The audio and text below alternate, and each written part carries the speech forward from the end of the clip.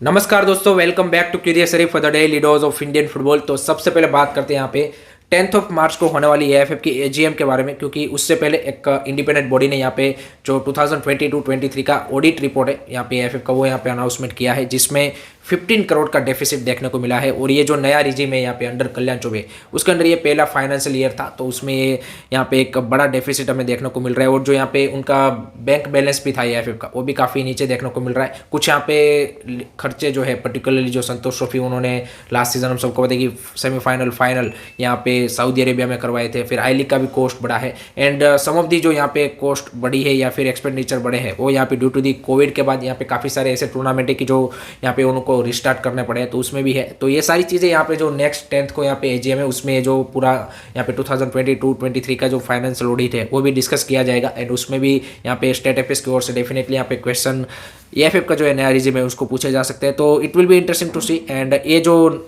क्या बोलते हैं कि नया रिजीम है, वो यहाँ पे पिछले एक साल में यहाँ पे नया कोई भी इनकम ऑफ सोर्स भी यहाँ पे जनरेट नहीं कर पाए हैं। सो वो भी एक उनके लिए चैलेंज रहने वाला कि किस तरह से ये सारी चीज़ें होने वाली है। दूसरी साइड उन्होंने कल यहाँ पे एक इंफ्रास्ट्रक्चर कमेटी की मीटिंग भी थी, तो जहाँ वहाँ पे उन्होंने जो फुटबॉल हाउस दिल्ली है उनको रिनोवेट करने की बात की है। फिर गोवा में जो उनकी एएफएफ की फैसिलिटीज़ है वहाँ पे उन्होंने क्या बोलते हैं कि अपग्रेड करने की अनाउंसमेंट की है। और जो यहाँ पे सेंटर ऑफ एक्सलेंस कोलकाता में है, उसका काम जल्द से जल्द खत्म हो, उसके बारे में भी सारी चीज़ें डिस्कस हुई है। सो काफ़ी सारे यहाँ पे खर्चे और काफ़ी सारे एलिगेशन हम सबको पता है कि रिसेंटली यहाँ पे कल्याण चौबे उनकी यहाँ पे जो पूरी टीम है उसके ऊपर लग चुके हैं। सो इस एजीएम में ये सारी चीज़ें यहाँ पे डिस्कस होगी और लेट्स सी यहाँ पे क्या आउटकम इसका निकलता है और क्या यहाँ पे रिस्पॉन्स कल्याण चौबे की ओर से आता है।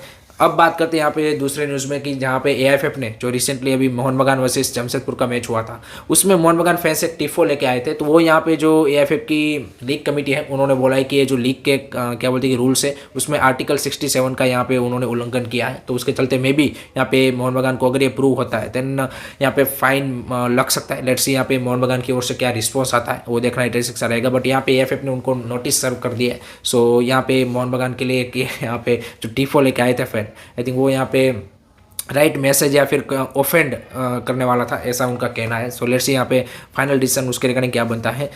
अब बात करते हैं यहाँ पे मैं नॉर्थ ईस्ट यूनाइटेड फैंस के लिए काफ़ी एक बढ़िया खबर आ रही है कि नॉर्थ ईस्ट यूनाइटेड यहाँ पे नेक्स्ट सीजन से जो कुछ ग्रुप स्टेजेस के मैचेस है वो यहाँ पे आउटसाइड आसाम भी यहाँ पे ऑर्गेनाइज करने का देख रहे हैं, क्योंकि नॉर्थ ईस्ट यूनाइटेड में 8 स्टेट आते हैं। तो उनके जो सीईओ है मंदार तामानी, उन्होंने बोला कि इसी सीजन हमारा प्लान था, लेकिन शिलोंग में जो स्टेडियम है नेहरू स्टेडियम, वो अभी तक यहाँ पे कंप्लीट नहीं हो पाया है। सो नेक्स्ट सीजन 100% यहाँ पे आउटसाइड आसाम भी आपको नॉर्थ ईस्ट यूनाइटेड के होम मैचेस देखने को मिलेगा। So that's a good you can say कि move from the North East United I would say owners, because आपको अगर आप नॉर्थ ईस्ट यूनाइटेड को रिप्रेजेंट कर रहे हो तो डेफिनेटली भाई बाकी सारे जो स्टेट्स है उनको भी यहाँ पे मैचेस उनके फैंस को भी मिलना चाहिए। अदरवाइज आपको गुवाहाटी बेस यहाँ पे क्लब करना चाहिए। सो that's a good decision from the North East United side.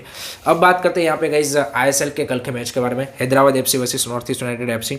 North East United के लिए मस्ट विन गेम था, because to remain in the 6th position race. And 2-0 की उन्होंने लीड भी ले ली थी, अच्छा खेल रही थी स्टार्टिंग में, वो पार्थिव गोगोई का गोल आया, देन ऑन गोल आया, everything is going well. But second half में जिस तरह से यहाँ पे हैदराबाद ने कमबैक किया एंड जो यंगस्टर पिछले कुछ टाइम से बेहतरीन परफॉर्मेंस आ रहे थे बट रिजल्ट नहीं मिल रहा था, वो फाइनली उनको मिला। एंड दैट 2 क्रूशियल गोल यहाँ पे उन्होंने स्कोर किया और एक बेहतरीन ड्रॉ यहाँ पे किया। अनफॉर्चुनेटली विन हासिल नहीं कर पाए एंड लेट होप्स कि आगे आने वाले मैचेस में विन हासिल करें। एंड पेड्रो बेनाली भी आफ्टर दी मैच काफ़ी ज़्यादा यहाँ पे मतलब उस सेंस में डिसअपॉइंट दिखे कि भाई अगर आप सामने वाली टीम को डिसरिस्पेक्ट करोगे या फिर उनको हल्के में लोगे तो यहाँ पे इसी तरह से सारी चीज़ें होगी। और दूसरा वो यहाँ पे एक शेड्यूल के रिगार्डिंग भी थोड़े से नाराज़ दिखे कि इंडियन फुटबॉल में आपको अच्छा फुटबॉल देखना है, सारी चीज़ें देखनी है, बट 3-3 दिन में आप मैच खिला रहे हो। सो वो भी एक डिसअपॉइंटमेंट उसमें दिखा। But I think that's you can say कि crucial 2 point drop by the North East United. अगर वो हासिल करते तो 6th पोजीशन पे आ जाते। तो लेट्स सी आगे के मैचेस में उनका कैसा परफॉर्मेंस रहता है और हैदराबाद एफसी आगे कैसे कंटिन्यू करती है, देखना इंटरेस्टिंग सा रहेगा।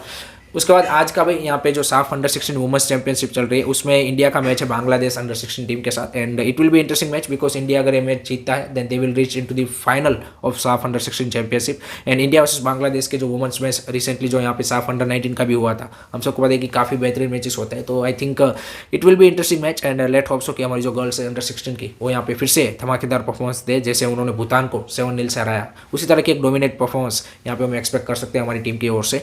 दूसरी साइड यहाँ पे जो IWL2 स्टार्ट होने वाला है उसके लिए एक यहाँ पे खराब खबर आ रही है कि भाई यहाँ पे 8 to 9 क्लब्स ऐसे हैं कि जिन्होंने यहाँ पे विथड्रॉ कर लिया है to IWL2 due to the financial. And ये हम सबने पहले भी यहाँ पे काफ़ी बार क्वेश्चन रेज हुआ है कि जो आपके लोअर डिवीजन है वहाँ पे फाइनेंशियल कंडीशन इतनी अच्छी नहीं, इवन आई लीग के क्लब्स भी यहाँ पे जो मतलब लॉजिस्टिक कॉस्ट है उसको यहाँ पे बेयरअप नहीं कर पाते और उसके चलते काफ़ी सारे क्लब्स यहाँ पे रिसेंटली जो आपका सुपर कप हुआ था उसमें भी पार्टिसिपेट करने से मना कर दिया था। So this is the situation. I think everyone club AFF साथ में मिलकर अगर यहाँ पे सोल आउट करेंगे देन डेफिनेटली इसका कुछ रास्ता निकलेगा।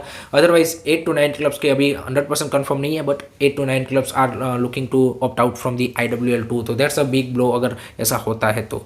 उसके बाद बात करते हैं गाइज यहाँ पे कुछ ट्रांसफर की न्यूज़ आ रही है। जी गाइज, जो टिफी रेनेस है यहाँ पे जमशेदपुर FC के गोलकीपर, उसको भाई यहाँ पे मुंबई सिटी ने साइन कर लिया है। I think as a backup के तौर पे वो रहेंगे नेक्स्ट सीजन में भी। नवाज यहाँ पे मूव अप करने वाले हैं, भास्कर यहाँ पे छोड़ के जा सकते हैं, तो उसके बैकअप पे आई थिंक टिपी रेनेस will be a good option. Otherwise फुटबॉल चेपना will be the first choice without a doubt. And दूसरा यहाँ पे ब्रेंडन फर्नांडिस के साथ यहाँ पे मुंबई सिटी की बात चल रही है टू सिक्योर हिज कॉन्ट्रैक्ट, क्योंकि नेक्स्ट सीजन वो भी यहाँ पे फ्री ट्रांसफर हो रहा है। So that's a interesting one because Brandon Fernandes is quality player without a doubt, but उसका जो इंजरी के साथ सारा सिनारियो रहा है that is the big issue कि लंबे दौर के लिए यहाँ पे मैचेस नहीं खेल पाए। So that's the issue with the Brandon, otherwise he is been brilliant. अब बात करते हैं भाई संतोष ट्रॉफी की, क्योंकि संतोष ट्रॉफी में यहाँ पे क्वार्टर फाइनल स्टार्ट हो चुके हैं। उसमें गोवा ने भाई यहाँ पे दिल्ली को 2-1 से हरा दिया है और सर्विसेज ने यहाँ पे रेलवेज को हरा दिया है। सो ये दोनों यहाँ पे सेमीफाइनल में पहुंच चुके हैं। आज भी यहाँ पे 2 क्वार्टर फाइनल होने वाले हैं। So it will be interesting to see कि रिमेनिंग 2 टीमें यहाँ पे कौन सी होती है। आसाम, केरला, मेघालय, मिजोरम, इसमें से मणिपुर, मिजोरम, इसमें से कौन होता है वो देखना इंटरेस्टिंग से बन जाएगा संतोष ट्रॉफी में भी। So that's it from my side guys regarding today's Indian football news. I hope कि आपको वीडियो पसंद आया होगा। Keep supporting Indian football. Don't forget to like, subscribe, curiosity. जय हिंद, जय भारत।